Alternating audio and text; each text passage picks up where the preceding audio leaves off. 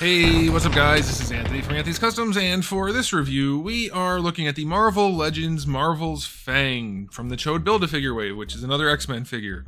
And if memory serves, this guy is the guy who Wolverine stole his costume from for a while. And otherwise, he's not like an important character. So we're going to do a question of the day right now. Would you guys rather have a figure of FANG, or would you rather have a figure of Wolverine in the FANG costume? For me, it's definitely the latter, because I definitely don't care about FANG as a character at all. He's got about zero character to him as far as I remember, and of course I don't read every comic book ever, because I don't read any, but I do read the stories about the... Anyway, I don't want FANG, let me know if you do. Alright, so let's go ahead and get this guy off the stand and take a closer look.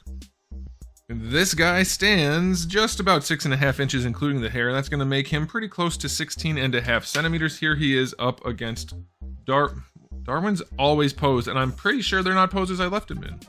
He is just a touch taller, just about the hair taller than Darwin. Okay, so we're gonna get into the aesthetic right away. It looks pretty good. It's on the Spider UK body with the new arms and legs, but they're basically the same arms and legs as before, just pinless, which is very unfortunate. And that, it's so irritating. We'll get into that more with the articulation. But here's what I want, or would have wanted, if they're going to make a FANG figure, because FANG is not notoriously tall. This is standard height.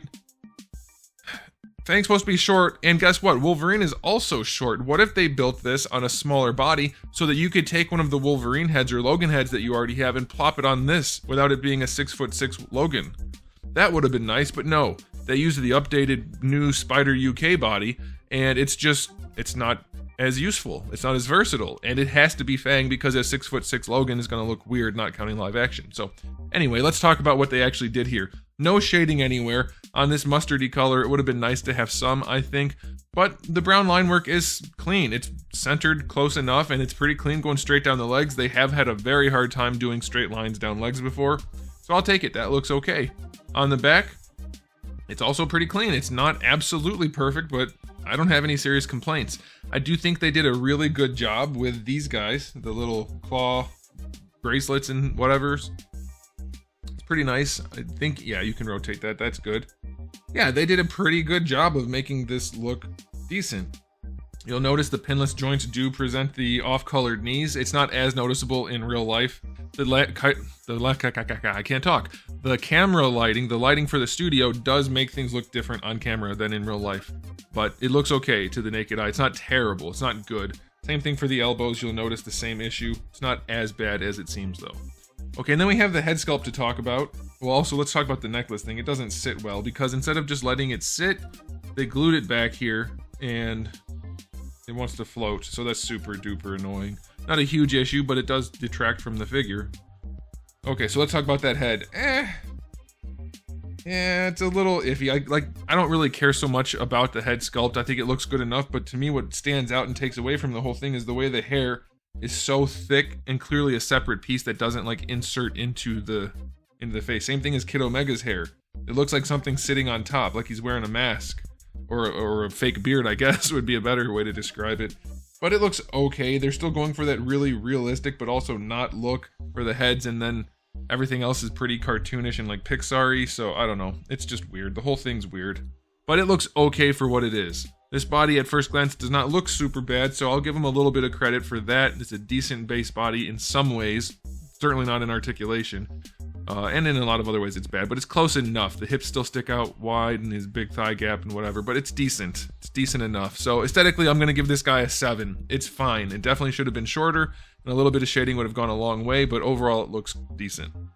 As far as accessories go, because they couldn't include a Logan head because it's too tall, and that definitely would have been cool if they made it shorter, made it FANG, but included a Logan head. That would have been really nice. All we got was a couple of fist hands to go with his open hands. So really uninteresting. Like, not even an alternate head, so we're just stuck with his mouth open all the time. Which, I mean, it's not the worst thing in the world, but it would have been nice to have a neutral head.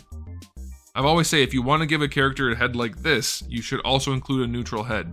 Or just do neutral. Because neutral's safe, this is not necessarily. So I'm going to go 5 out of 10 for accessories. No, 2 out of 10 for accessories. It's just a couple of fists.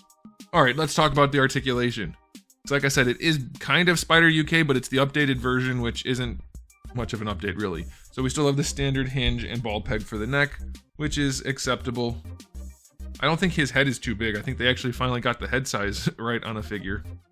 You're gonna have basic articulation up there. Shoulders, full rotation. They go up just better than horizontal, that's fine. Bicep swivel is fine. The arms are the updated pinless version. They are still almost identical to the Spider UK arms. They're very bubbly. The shoulder should not be that much smaller than the bicep and tricep area. It shouldn't look like a figure eight or a snowman. It's still goofy looking. But the range in motion is just fine. So that's pretty good. All right. Wrists have a swivel and a hinge. That's pretty standard. Torso on this guy, I don't think they updated the torso at all. So which is another thing. They have some parts that have a lot of wrinkles and then some parts that don't. That's kind of irritating. But this is okay. It's not the best ab crunch, but it will work. Goes forward all right. Waist twist is fine. Hips, they go up to horizontal. That's no problem. They go back, not at all. Going out to the side, almost not at all. Like I said, not very much updated, just pinless.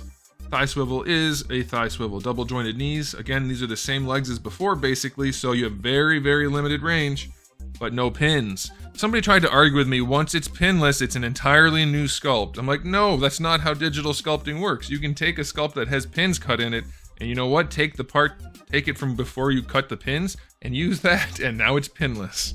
Or just sculpt back over the pinholes, and otherwise it's the exact same sculpt. Which this is because the knees still have no range to bend because of the way they did this wrinkling back here. A perfect example of you reusing a sculpt they did before, make new molds. Actually, they don't even have to do that. They could just grind out or not use the things that punch the pinholes when they're putting in the plastic, injecting the plastic, and then they don't have pins. I'm guessing that's what they did. Yeah, if it's... doesn't matter. You guys probably don't care about the technical side. If you want me to talk about the technical side, ask me in the comments and I'll type it out. All right, so you get a boot swivel right there. Be careful. These guys are pretty tiny pieces of plastic. Make sure you get them down onto the boot itself if you're going to do the swivel. That way they don't get all mangled like I'm doing. They can just pop down, but they tend to fall if you do that. That's why I have them up a little higher.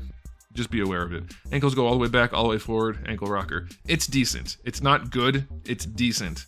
Like I said, the knees are still limited, the hips are still limited, and it's nothing special otherwise. So 6 out of 10 for articulation. Time for the final verdict. This figure is not that bad. For Hasbro standards, it's alright. The head looks decent enough. The additional little white pieces and the decent paint job, and it's a matte finish. Like, it doesn't look bad overall.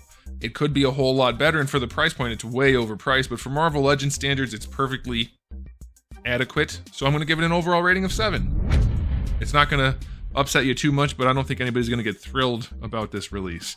So there it is, guys. Thanks for watching. If you enjoyed the video, please do give it a thumbs up. If you didn't, a thumbs down will do. And if you haven't subscribed, you should consider it. I have new days. I have new videos every day, but Wednesday, and thousands already on the channel. So make sure you come back for all of that. And in the meantime, keep collecting.